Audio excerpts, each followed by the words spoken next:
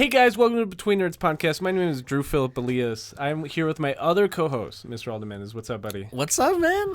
It's been too long. It's been the longest, bro. Even though I saw you yesterday. Yeah. For context, episode 93 and 92 were recorded back to back almost 2 weeks ago. Yep. Almost 2 weeks ago. I went out of town to go play at the San Diego NAWCQ Yu-Gi-Oh! Regional 2 weeks ago. Where you placed second. Where I placed second out of 535 players. And so we had to record back to back. You know what I mean? And the last month's giveaway expired. We are in the month of May. So if you want to enter our giveaway for the month of May, please be a subscriber on YouTube. Leave a comment on a YouTube video during the month of May. Or leave a 5-star written review on Apple Podcasts. And we will get you some hand-picked nerd shit, bro. Like, you like JoJo's Bizarre Adventure? We'll get you JoJo's Bizarre Adventure. You like Madoka Magica? We'll get you Madoka Magica. The point is, just be a subscriber on YouTube and leave some good feedback, and you can win some free shit. Yeah, and also follow us and everything else. Email us as well at betweennerdspodcast@gmail.com. Subscribe, you know. Mm-hmm.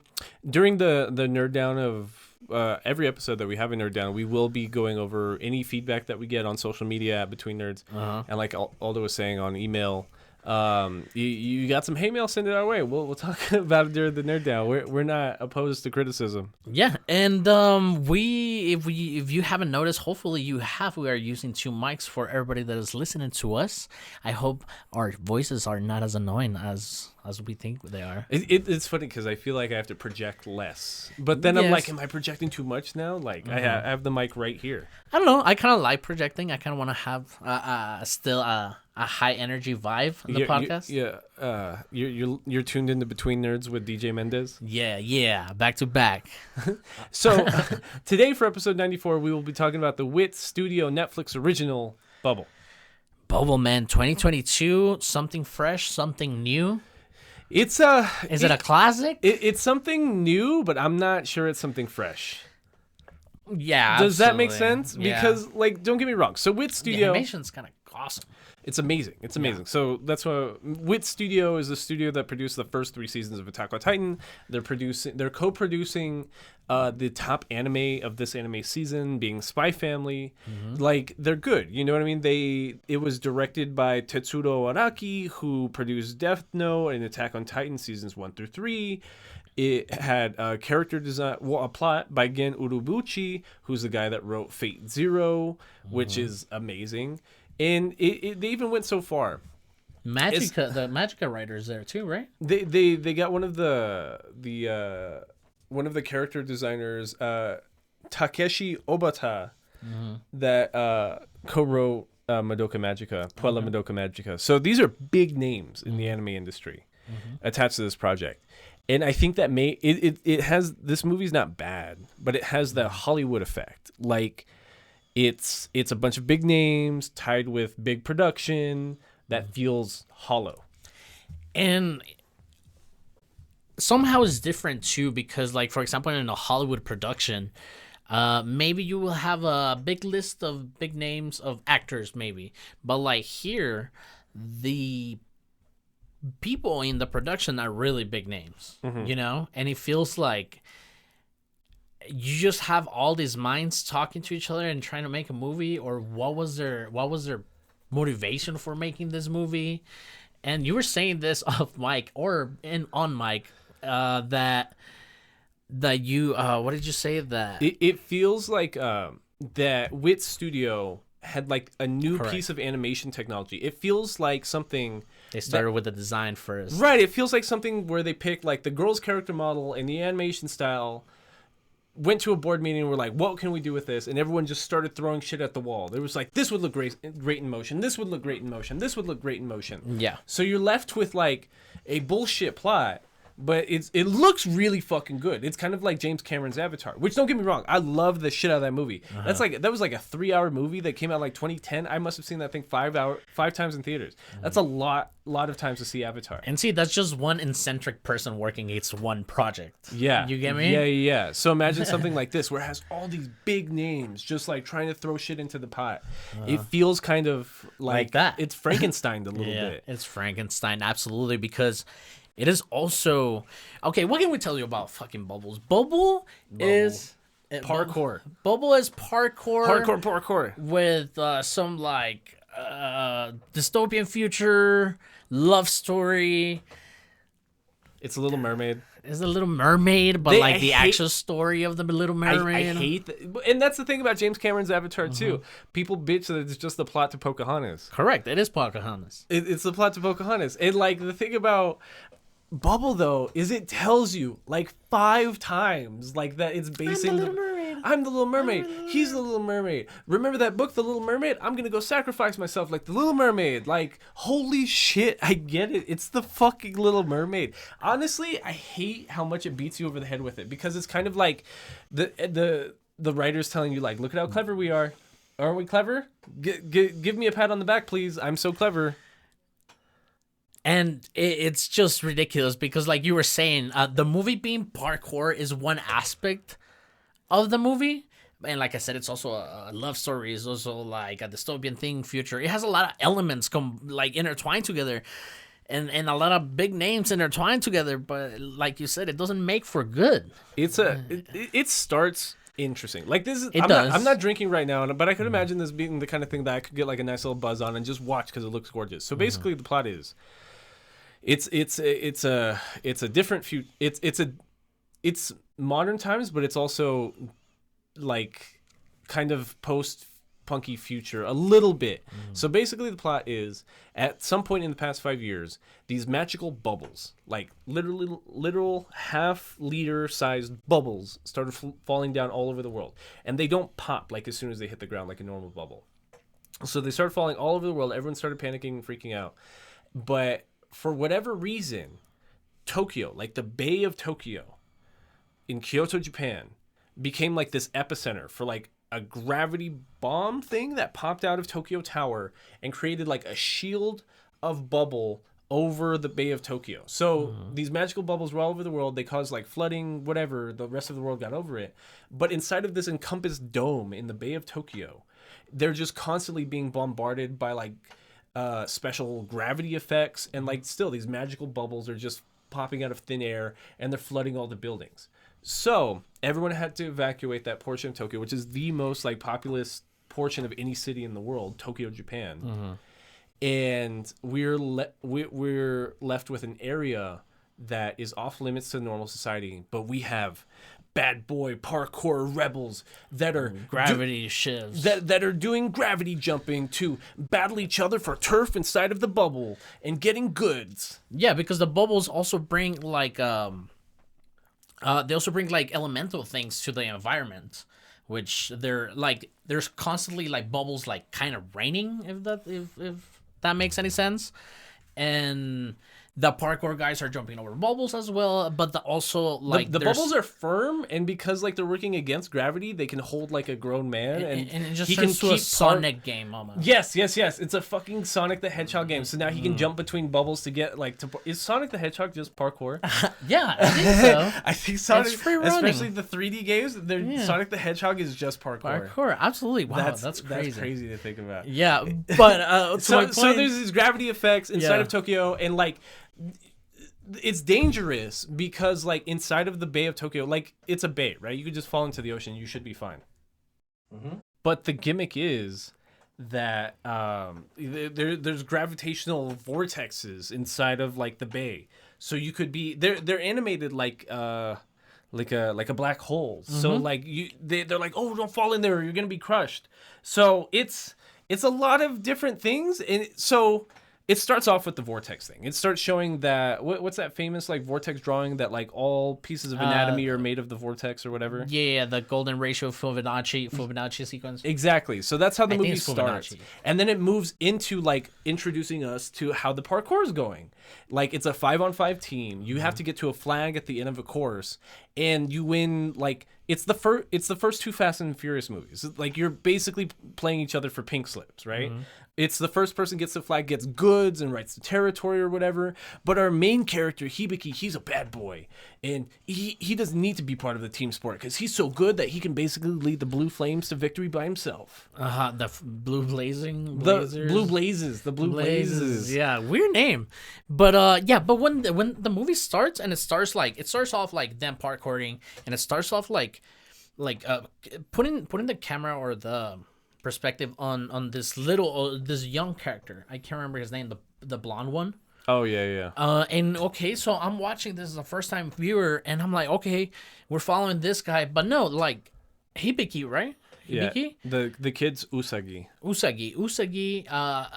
He then tries to do something out of his like skill level, and then we have Hibiki jumping with his headphones and he's like, hey, don't be dumb. It's totally that nerd aesthetic. Like I hit like there are people that show up to play Yu-Gi-Oh! In El Paso wearing fucking headphones, like those big ass fucking anime headphones on their face, just to like I've had those for like the gym or something like that, but the kind of person's just like, I've seen this in anime and this means I'm cool. Like that's how they introduce this character. So right away I'm like, oh, this looks so whack. But like the minute he's in motion, I'm like, holy shit, this is amazing. Because the thing about this animation style that WiT Studio is doing is it looks like a video game. Like it looks like I'm playing Elden Ring. I have a character that I'm looking at a 3D from a 3D point of view. So because I'm controlling the camera, I can flip it 360 degrees around the character, right?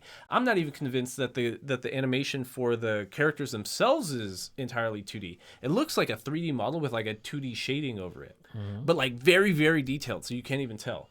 But when he's doing his parkour thing and he's catching the kid and he's jumping, catching the flag, and he's jumping between bubble and bubble and bubble and abandoned building and bubble and like almost falls into the ocean, you're seeing it in a 360 panned view. So it looks wild. I mentioned earlier Mirror's Edge. Mirror's Edge. Do you remember that game? Yeah.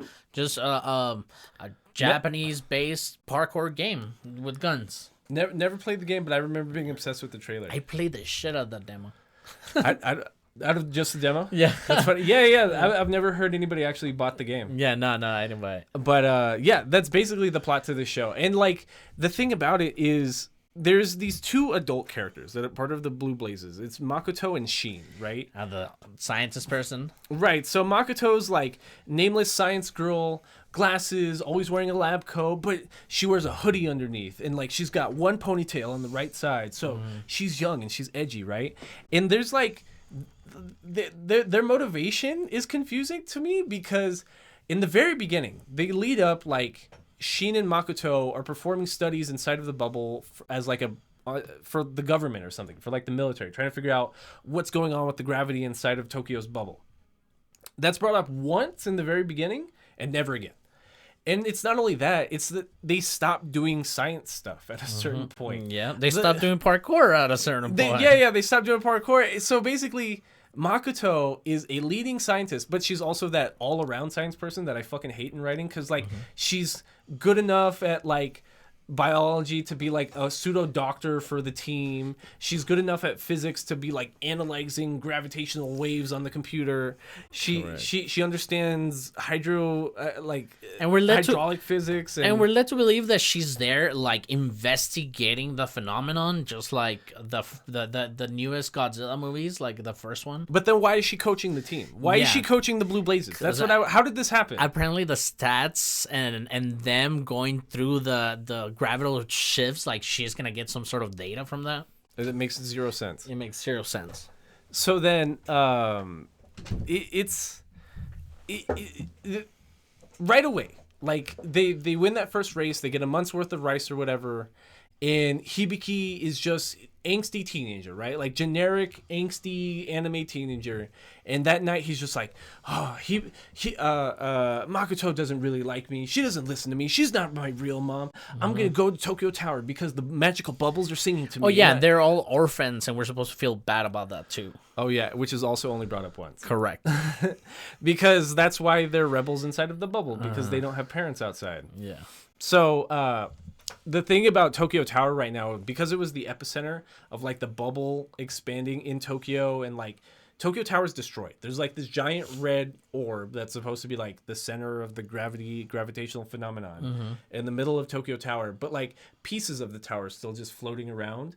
And every time Hibiki tries to like parkour his way to the top of the tower, he sees like a memory. Because he needs to be alone. Yeah, but he sees, when he gets to the top of the tower, he sees like a memory of like him as a child looking outside of Tokyo Tower, and he starts hearing singing because he thinks he's crazy and the bubbles are speaking to him.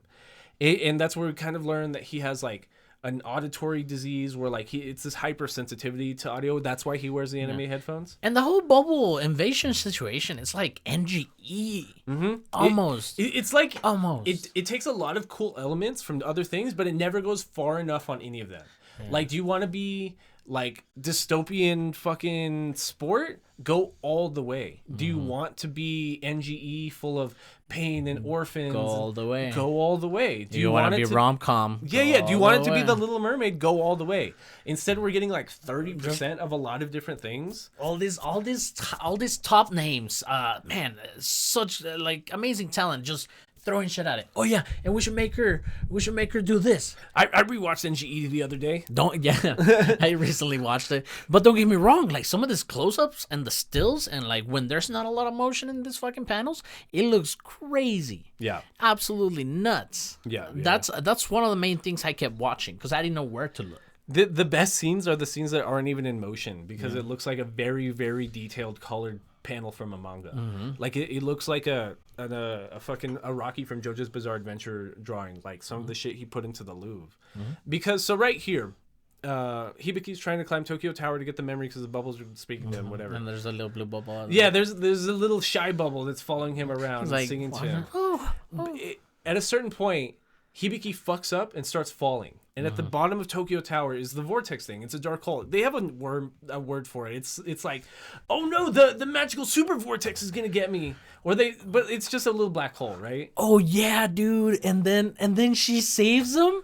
But like, so the bubble is coming at Hibiki, and in the water, as the bubble saved Hibiki out of the way, the bubble started representing a unicellular organism. It starts showing mitosis. So like you see the single cell goes to 4, the 8th, whatever. It starts forming like a girl, but out of a bubble. and it's like, what? They just fucked? And then she turns into a girl that she sees from a poster, which there's no backstory to. So it's like a human-shaped mass of bubbles that sees like the SpongeBob episode. Like a SpongeBob episode that sees an advertisement on the train that Hibiki is dying because he's trapped. So Hibiki falls into the water, and the weird gravitational force of the tower like is carrying like a subway car at the same time. He gets trapped in the subway car. The subway car falls into the ocean. Correct. And because it's floating around, he's trapped in there, and that's why he can't get out. So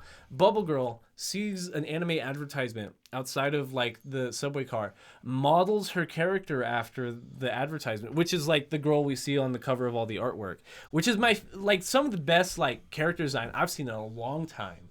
But it's one of those like, do you ever look up like anime figures online and you see the ones that are like Crunchyroll original character, and they have like backshots or backdrops of like the environment and shit, right? But it's this very, very, very detailed like made up character, right? Because you could never fit that into like an anime or something. That's kind of how what's her name, Uta. Like it's so anime looking, it can't even fit in an anime. Because then again, it's trying to do too much. It's trying to do like a cool hair. Yeah, she's got blue hair with like red highlights, and then she has a vest, which is also a schoolgirl uniform because it's got the skirt. Because it got the skirt, and then it has the fishnets. But two different colored fishnets. Correct. And she can't have matching socks. Yeah, and then the stickers on the face or whatever is on the face or something.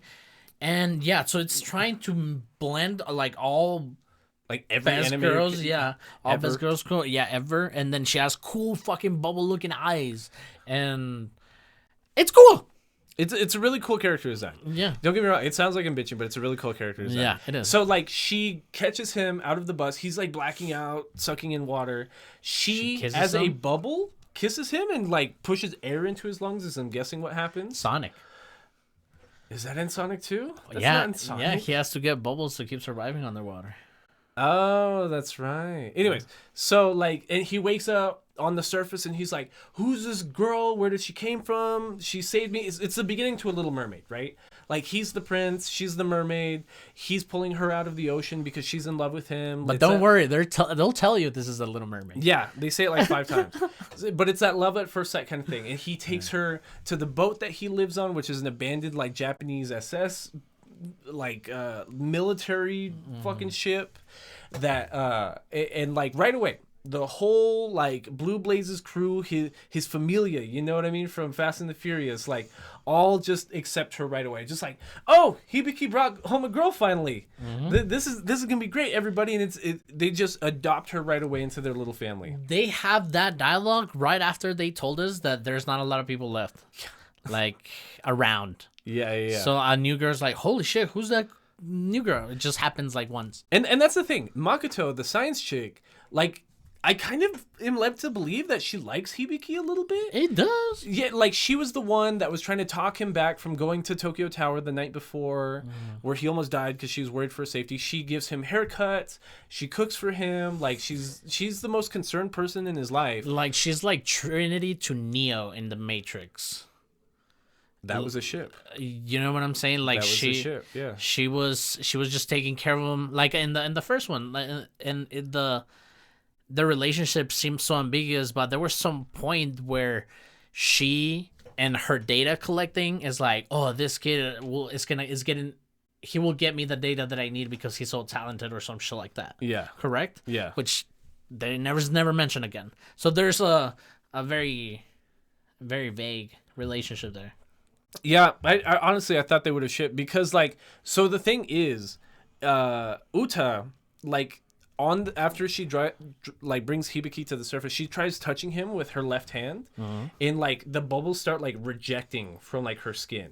So she wears a glove the rest of the movie, and that's why the rest of the movie, like, it's supposed to be Uta's in love with Hibiki, but like they can't kiss, they can't hold hands because her bubble self is gonna reject her human body, in that means that they can't be together.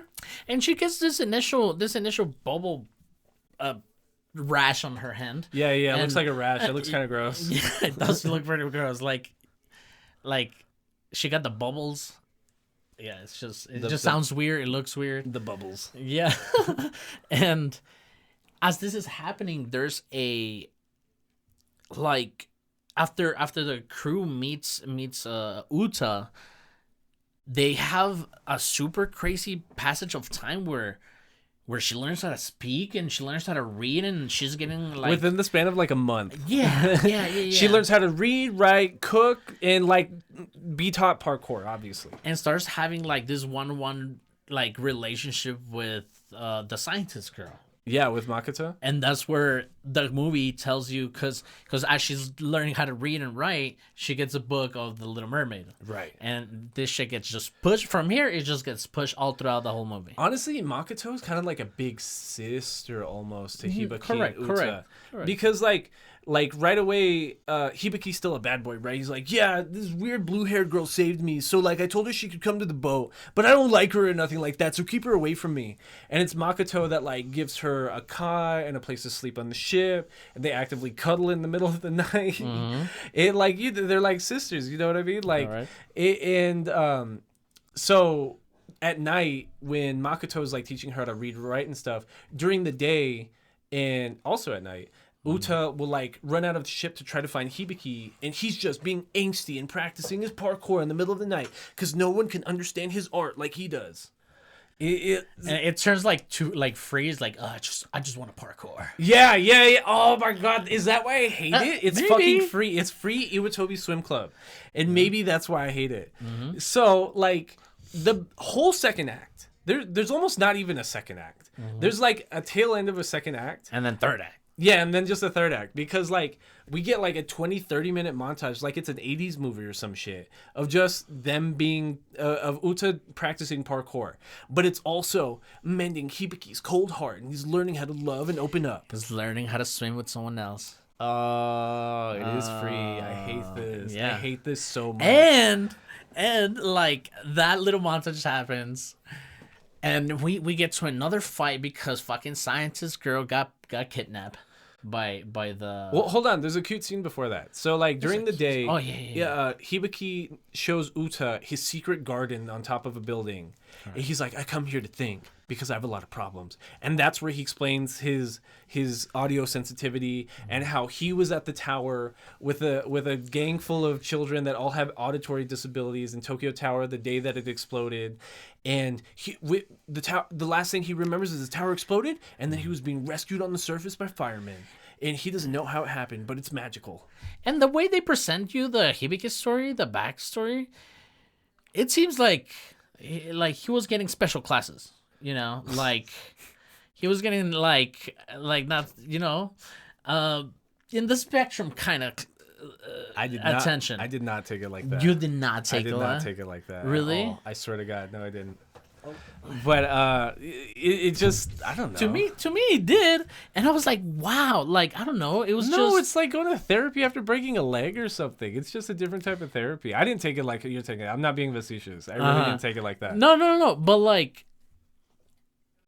therapy for what? He didn't have any accident or anything like that. It's a hearing thing. It's a bunch of like-minded people that have a similar disability. It's a real disability. But I saw it like Mob Psycho 100. I get what you mean, because Mob Psycho 100, he's such a high-powered psychic that he reads people's minds, so he can't be in like very people-dense places, because then he's reading everybody's mind and he gets overwhelmed. And that's also like a plot in Spy Family too, because the little girl can read minds.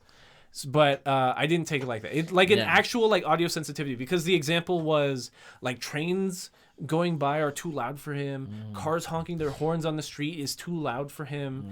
So his mom is the first person that got him like audio blocking headphones just so he could walk down the street comfortably. Correct. But I don't know. To me, sounds like the character had autism at some point. I think you're reaching.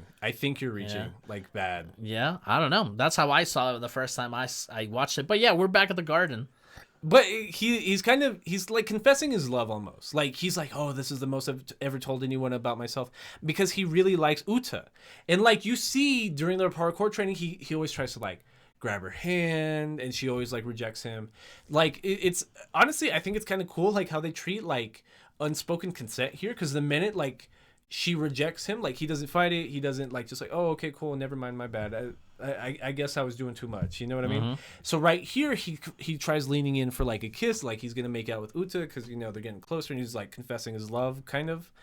And Uta just freaks out because she can't touch him, because she gets a bubble rash and she's gonna disappear or something, which again, it's like the Little Mermaid, because like what's the catch-22 in the Little Mermaid? She can't speak, but she needs to get a kiss from the prince, or she's gonna lose her legs and go back to having a mermaid tail. Correct. Right? So it's kind of that. Like she needs the prince to, Uta needs Hibiki to love her, but can't actually let him love her. And they explain it that on the Little Mermaid, because on the Little Mermaid, obviously because Disney, the one that you see from Disney is not the actual story, and apparently then we're going off of the bad Little Mermaid, the one where she dies at the end. Correct. So her touching Hibiki, it's that sign of her like turning into sea foam on the shore. Yeah. You know? Yeah. As the original Little Mermaid is. Yeah. So Uta runs away, Hibiki feels bad, and he's left alone on his garden. He's kind of sad. Later that night, what we've been seeing on and off is that like there's still parkour fucking races happening in the background, but there's a gang, there's a different team of racers called the Morticians that are kind of cheating, and I don't know why everyone's cool with it. Because they have more money or some shit like that. They have sponsors because they're uploading all their parkour races on YouTube. and they're live streaming it too. So they have a little drone that follows them around. But not only do they have so many sponsors that they have like these badass sci-fi masks on that like I guess help adjust their vision, but they have fucking rocket boots. Correct. So Water rocket boots. Water rocket boots. Like, why would anybody race against them? Even like, so we see it once, and everyone's like, "Is that legal? Is that legal?" And then we see 3 more races with the Morticians of them using the water rocket boots, and every time they keep questioning whether or not it's allowed or if it's legal. Why are these people still racing the Morticians? Like, at a certain point, wouldn't you just be like, No. I'm not gonna do it. So to that effect, because the Blue Blazes don't want to race them because they're a bunch of fucking cheaters, they capture the scientist bitch. They capture The scientist bitch. Makoto. So she's doing her science in the middle of the night, and she's checking gravitational waves over a period of time, and she sees a spike in the gravitational waves that happened like 3 weeks ago, and she's like, wait, isn't that the day Uta came to the ship? Dun dun dun. And then the Morticians break into the boat and capture her, and that forces the blue Blazes to race the Morticians the next day. Correct. And then they pin her up like Mary Jane. Yeah, bad, bro. Yeah. Like, and they treat it like a joke too. Like, Yeah. she's about to fall down. She's like craned up, just like holding on and tied to like some crates, Like on a beam. Yeah. Isn't it like a metal beam or some shit? that's hanging from a crane. Yeah. So scary as fuck, and they treat it like a joke that she got kidnapped and she's being tortured. So we have to parkour to save The way. Mami Makoto. But now we have Uta in the Yeah, so now we have somebody that's equally as good as Hibiki, right? So Correct. now Hibiki's not a one-man show, and he's actually going to learn how to work as a team. And I guess the race is cool because the Morticians kind of lead the Blue Blazes into an area that only somebody with water rocket boots could get out of, right? And what we saw is that none of the other Blue Blazes can use the gravitational field in Tokyo, like the bubbles floating around and different pieces of like building and furniture floating around, to actually use it to their advantage, because only Hibiki was talented enough. But now Uta can do it. So they kind of get trapped in an area with one of those giant like black holes in the middle of the sea, and buildings are being tossed in, and it looks like, oh no, the Blue Blazes are going to get kidnapped. But Uta, being Bubble Girl, understands how the vortexes work and figures out a way to like float along the vortex and keep jumping from object to object to like get all the way up out of where they're trapped. Yeah, almost like that moment in No Way Home when Peter Parker figures out like geometry like in the mirror dimension. Yeah. Same it's like thing. Same thing. Damn, this movie has nothing original going for it. and so they capture the girl, right? And like the thing about the Morticians is they have like voice changers and all this sci-fi gear. I almost thought it was gonna get even more sci-fi-y. And, like, they weren't going to be humans. You know what I mean? They were going to be monsters or some shit. Like, they look like the monsters from what's the one where the children are cattle? Oh, Neverland. Promise Neverland. They look like the monsters from Promise Neverland a little bit, like the masks do. So I thought it was gonna be something like that. Like, holy shit, are these people gonna be monsters? And no, they're just regular fucking people that are just assholes. And nobody fucks them up. Nobody, like, they're just a bunch of fucking dorks that have cool gear, and like they capture their scientist mommy, and they're just like, okay, cool, whatever, nerds. Like later. Yeah, and it's like the JoJo effect. Like, I'm gonna fight you because you're my enemy. Now we're friends. Yeah. So. Yeah. But I wanted to say like the dialogue too. Like the dialogue right now. I'm watching a movie. What do you think the time mark is right here? Like an hour, 50 minutes, maybe. Like an hour and 15 minutes. So right now I'm already like, there's a lot of shit going on at the same time. Yeah. And the dialogue, it's so slow. It's so slow. The dialogue, it's just exposition all the time because it's always trying to tell you new stuff that doesn't matter. But you know what makes it up for it, though? Like, you're right. But what makes up for it are the scenes that are just of Uta's face. Yeah. Like, those are my favorite scenes. Yeah. They're not even in motion, bro. Not even in motion. But, like for example, this race happens, right? And it'll be Hibiki going to high-five Uta. And Uta's face, just, like, close up on her face, showing that, like, she's happy to be appreciated. And it's just gorgeous. Like, so much detail is on this one fucking panel of her face. But then, like, Hibiki giving her... He accidentally touched her at the end of the race. because she had to leverage herself up because he had to parkour up and then parkour her up by tossing her above his shoulder, and they touched, so like her arm just disappeared. Correct. So that race is the ending of the second act. We get this super rushed third act where they just make up another plot because we already solved the evil parkour plot. Yeah. So now we have the real plot, which is that Uta is the sister of the evil alien spirit that is possessing the gravitational field in Tokyo Tower that is controlling the bubbles. And the reason why Uta's body rejects her whenever she touches Hibiki is because the evil Uta does not want her sister to love a human. It's like this forbidden love out of nowhere. Out of nowhere. Like, nowhere. yeah. Like, it was obviously it was leading there. Like, the bubble rash has always been a thing. But, like, for what? Like, why? Like, why is that the plot?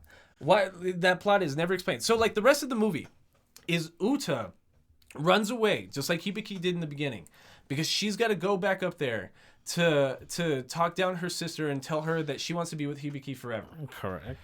So then that means that like the gravitational field inside of the bubble is getting even more chaotic. And now the Blue Blazes have to hijack the military vessel that they've been sleeping inside of and take all the other teams, go to Tokyo Tower, and they're all going to parkour up there to rescue Uta. That's the new plot. So obviously the only person that could get all the way up there was Hibiki. We learned that Mr. Sheen used to be a parkour person, but then he lost one of his legs, and that's why he's so mean to Hibiki, because he's like, I was as talented as you, bro, and now I lost my leg, and I don't want you to end up like a cripple like me. And it's just like, what? Where is this coming from all of a sudden? Where the fuck? Like, I feel like I should have been warned before you try to like milk my feelings like this. Anyways, so Hibiki makes it all the way to the top of the tower, right? Again, the gravitational fields are harder, so it's harder than the first time he did in the beginning of the movie. And he sees that mirage of his past again. That's him at Tokyo Tower as the bubbles are falling. Because, I don't know, his memory is trapped within the tower because of Uta's love for him or whatever.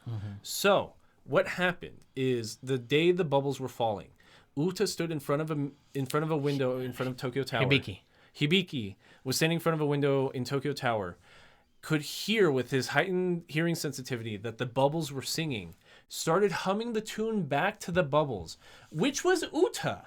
And that made the evil stepsister Uta go crazy and blow up Tokyo. By hearing this small child sing with her bubble sister. And I don't know what to tell you. As you're watching this, like I said at the beginning, it's the movie, it's not a classic. It's not. It's not a classic. I wish I could put into better words how gorgeous it is. Because, like, I do think you should watch it just to look at it. Yeah, an easy background watch, you know? Yeah, you don't gotta pay attention. You really don't. I honestly did not hear any music because there was so much exposition all the time. Yeah? Yeah. and to this point where that happens, where the sister gets mad, it just comes out of nowhere too again. Yeah. And I feel like I'm repeating myself because I just keep saying, and then this happens out of nowhere.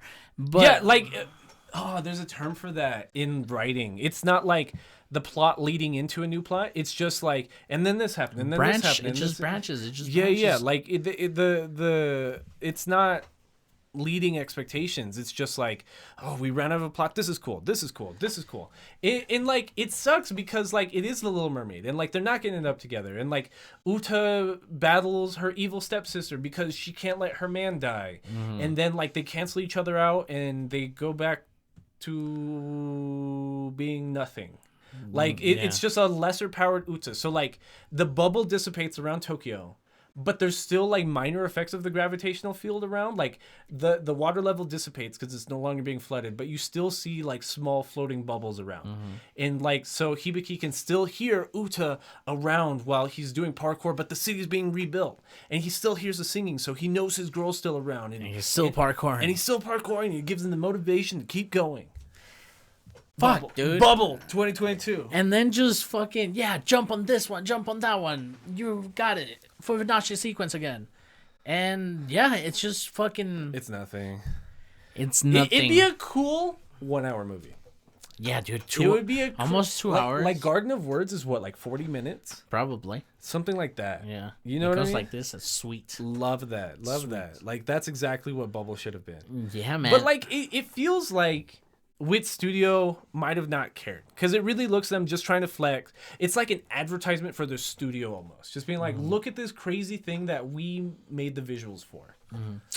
In anime, I mean, there's thousands and thousands of titles coming out every year. Hundreds coming out every year. Maybe. Hundreds, maybe. Yeah. Maybe, yeah. Yeah. I was gonna extend the time. Thousands. Millions.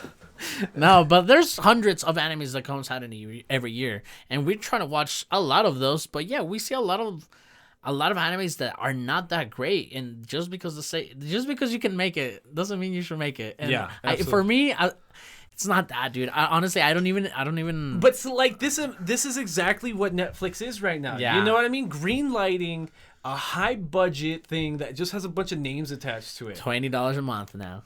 Dog, like that's exactly what this is. You know what I mean? This is such a Netflix property. Like that's like Stranger Things right now. Like about literally nothing, but the actors are easily recognizable and it has a theme that everybody loves. Like this is just the Netflix formula right now, and that sucks. That you know what this got me scared for? This got me scared for the One Piece live action show. I've been scared of that since it started. It's because Oda's really, really closely tied to the production. He's saying. Yeah. So that's what gives me the most hope, because like Game of Thrones was at its best the first 3 seasons when George R.R. Martin was his most involved. The last 3 seasons, once he dropped from the show, that's when it fell off a cliff. So like I could imagine maybe it being good, but like I love WiT Studio, and I think that's about it. I think that's it. I honestly don't have anything else to say about Bubble. I wouldn't even recommend it. You know? Nah, I wouldn't. It's like if you have company over and you're not actually gonna watch it, you know what I mean? Like you're having drinks in the kitchen and this is playing in the living room or something. Yeah, and that's it for episode 94. Thank you guys for listening to us. Hopefully this audio no nerd down, better. No nerd down today, but hit us up on social media at Between Nerds. Yes. Send us questions, comments, or concerns betweennerdspodcast@gmail.com. You can enter our May giveaway by subscribing and leaving a comment on a YouTube video during the month of May, or by leaving a 5-star written review on Apple Podcasts. My name is Drew Philip Elias. I'm Aldo Mendez, This has and been this Between Nerds.